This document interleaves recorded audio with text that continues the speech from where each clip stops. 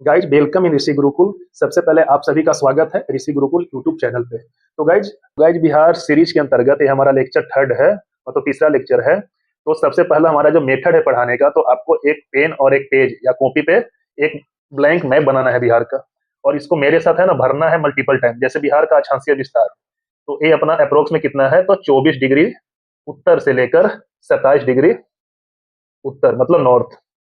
फिर अपना बिहार का जो है देशांतरीय विस्तार की बात करेंगे, तो देशांतरीय विस्तार है 83 डिग्री ईस्ट मतलब पूरब से लेकर 88 डिग्री ईस्ट। तो ये आपको अगर 2 से 4 बार मल्टीपल टाइम नहीं, 2 से 4 बार भी कर पाएंगे तो आपके दिमाग में बिल्कुल याद हो जाएगा। अगर हम ग्लोब पे बिहार को देखेंगे तो बिहार जो है ग्लोब पे ईस्ट मतलब ईस्ट साइड में स्थित है। उसका ग्लोब पे बिहार का जो विस्तार है वो 24 डिग्री से 27 डिग्री और 83 डिग्री से 88 डिग्री। अब हम मैप से आगे देखेंगे, जैसे कि आपको पता पे है बिहार का बक्सर जिला। तो गंगा नदी जो है बिहार के बक्सर जिले में चौसा नामक स्थान से बिहार में प्रवेश करती है, और बिहार के कई जिलों से होते हुए भागलपुर से झारखंड में प्रवेश करती है, झारखंड के साहेबगंज में, और इसे वेस्ट बंगाल होते हुए बंगाल की खाड़ी में गिरती है। तो हम बिहार के भौतिक विभाजन या बिहार के भौतिक स्वरूप के अंतर्गत गंगा नदी के उत्तरी भाग को, गंगा नदी के ऊपर का जो भाग अवस्थित है उसे बोलते हैं उत्तरी बिहार। उत्तरी बिहार। और गंगा नदी के ठीक नीचे या गंगा नदी के दक्षिण भाग को क्या बोलते हैं, दक्षिणी बिहार। दक्षिणी आपको बिल्कुल इसी तरह से एकदम सिंपल वे में पढ़ना है, ताकि आपके दिमाग में बिल्कुल बिहार के बारे में ईच एंड एवरीथिंग सेट हो जाए, और बिहार रिलेटेड किसी भी एग्जाम में आपसे एक भी क्वेश्चन नहीं छूटेगा, ये हमारा गारंटी है। तो गाइस बिहार के नॉर्थ में क्या है, नेपाल है। और नेपाल में आपको पता ही है हिमालय पर्वत श्रेणी का विस्तार है, हिमालय। और नेपाल हमारा बिहार के मैप में नॉर्थ में है। तो यहाँ पे जो अपना पश्चिमी चंपारण है, पश्चिमी चंपारण जो यहाँ पे डिस्ट्रिक्ट है बिहार का, यहाँ पे कौन है, तो सोमेश्वर की पहाड़ी। तो पश्चिमी चंपारण जिले के, याद करना एक बार आप, जो पश्चिमी चंपारण जिला है उसका उत्तर पश्चिमी भाग, अगर इसको हम हाईलाइट करना चाहेंगे, सोमेश्वर के उत्तर पश्चिमी भाग, यहाँ पे जो है सोमेश्वर की पहाड़ी है। सोमेश्वर की पहाड़ी है जो बिहार का, इसका विस्तार जो है सोमेश्वर की पहाड़ी का, और इसका पूरा श्रेणी का 900 कुल कितना है, 932, कितना है, 932 वर्ग किलोमीटर। तो बिहार के भौतिक विभाजन के अंतर्गत हम पढ़ेंगे यहाँ पे बिहार के भौतिक विभाजन के अंतर्गत हम पढ़ेंगे। पहला हो गया क्या, शिवालिक, आप नोट करना कॉपी पे, शिवालिक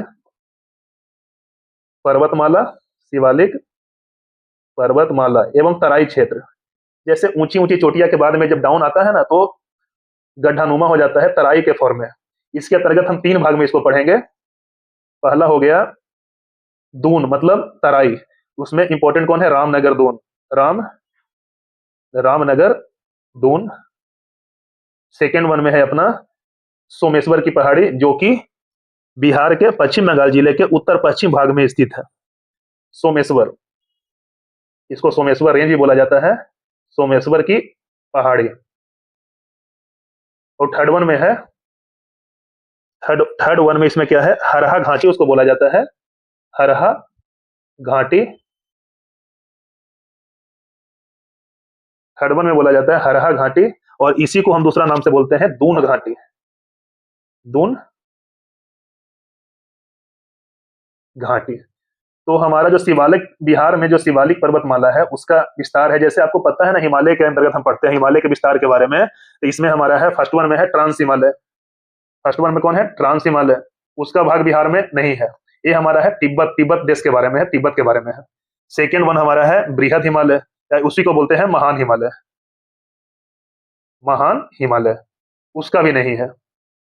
तीसरा हमारा लघु हिमालय, इसका भी नहीं। लास्ट में जो वह हिमालय है या शिवालिक पर्वत श्रेणी जो है, उसका विस्तार हमारा है बिहार में। और कहाँ पे है, तो बिहार के ये जो है ना नॉर्थ और वेस्ट, उत्तर पश्चिम भाग में है विस्तार हमारा।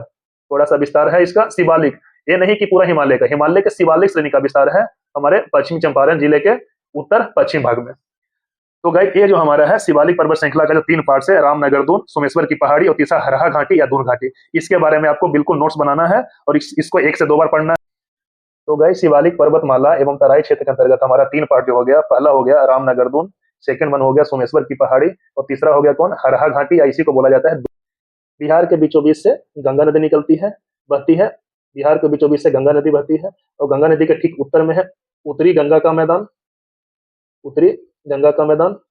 और ठीक इसके गंगा नदी के नीचे में है, गंगा नदी के दक्षिण में है दक्षिणी गंगा का मैदान, दक्षिणी गंगा का मैदान। गाइड आपको पता है बिहार में, ऐसे तो हम नदी के बारे में अलग से एक लेक्चर लाएंगे, लेकिन आपको पता है कि बिहार के जो उत्तरी भाग है, बिहार के उत्तरी भाग है, वो हमेशा बाढ़ से ग्रसित रहती है।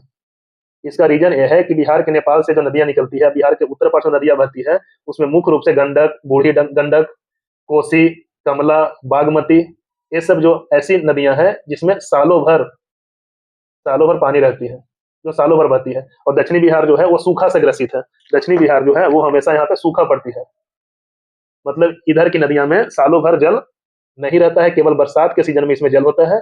तो दक्षिण बिहार की जो नदियां हैं वो सूखा से ग्रसित रहती है, और उत्तर बिहार की जो नदियां हैं वो उसमें हर साल बाढ़ आती है। तो गाइस जो उत्तरी बिहार का नदियां हैं उसमें वर्षा भर जल रहती है, वर्षा भर जल रहने के कारण यहाँ पे हमेशा बाढ़ की स्थिति रहती है। बरसात के सीजन में हर साल उत्तरी बिहार में बाढ़ की स्थिति रहती है, और इसके अपोजिट जो दक्षिणी बिहार में इसमें हमेशा सूखा रहती है, क्योंकि दक्षिणी बिहार में जो नदियां हैं वो पठार से निकला हुआ नदियां हैं जिसमें केवल बरसात के सीजन में पानी होती है। लेकिन हमारा उत्तरी बिहार की जो नदियां हैं जैसे घाघरा, गंडक, बूढ़ी गंडक, बागमती, कोस, उत्तर बिहार की नदियां हिमालय नदी है, इसमें वर्षा भर जल होती है। इसके वजह से ये जो है अपने साथ मिट्टी बहा कर लाती है, और मुख्य रूप से जो है बिहार कृषि संपदा के लिए जाना जाता है। इसका रीजन यह है कि बिहार के 96% भाग पे कृषि होती है, जो कि हमारे नदियों द्वारा लाई गई मिट्टी से निर्माण हुआ है। जो नदियां हैं उससे लाई गई मिट्टी से निर्माण हुआ है, और इसमें जलोढ़ मिट्टी, इसमें मुख्य रूप से जलोढ़ मिट्टी का प्रधानता होती है, जलोढ़ मिट्टी का। इसके अंतर्गत हम पढ़ेंगे आगे मिट्टी मिट्टी के बारे में, अगर बिहार के जलवायु, बिहार के कृषि के बारे में, तो इसमें हम पढ़ेंगे बांगर मिट्टी, खादर मिट्टी। तो हमारा अलग लेक्चर आ जाएगा एक बार मिट्टी के बारे में, उसके बारे में पढ़ेंगे।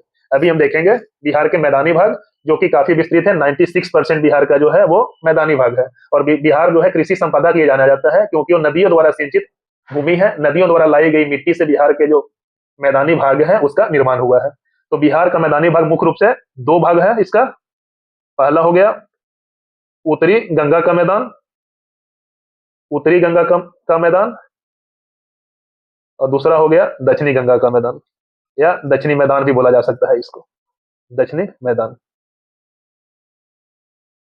तो गाय जैसे हम लोग पहले पढ़ा था, जो हमारा यहाँ पे था पर्वत श्रृंखला सोमेश्वर की पहाड़ी जो शिवालिक का पास था, तो यहाँ पे जो है कम लोग निवास करते हैं। रीजन क्या है कि यहाँ पे कहीं कहीं पे दलदल है, कहीं कहीं पे तराई है, कहीं कहीं पे घाटी है, और अधिक मात्रा में यहाँ पे जंगल है।